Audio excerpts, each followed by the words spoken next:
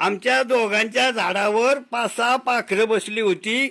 ती पाखरं ते झाड हिरवगार आणि गजबजून गेलं होतं. थांब.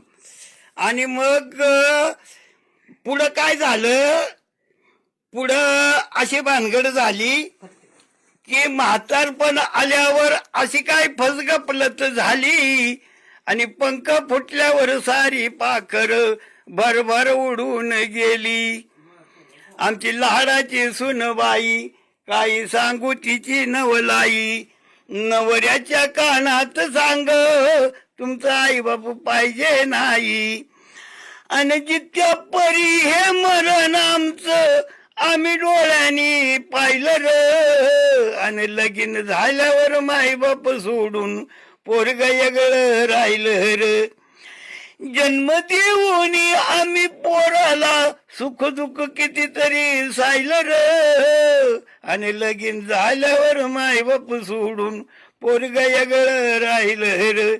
अशा वयात कुठं आम्ही जावं, काही खावं आणि काही प्यावं, या पडक्या घरात आम्ही कसं आम्ही वरावं.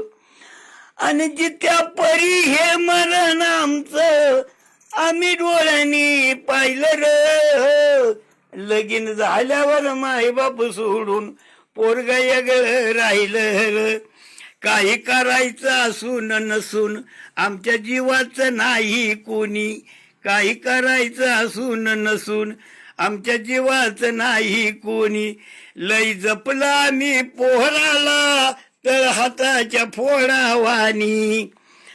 आणि तरुणपणाची आठवण येते, तरुणपणाची आठवण येते, पाणी डोळ्यातून वाहिलं र. आणि लगीन झाल्यावर माय बाप सोडून पोरग वेगळं राहिलं र.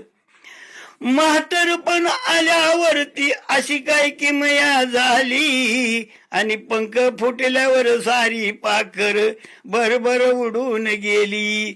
ही एक जगाची एक राठी तुमच्या समोर मांडली. आम्ही दोघ जण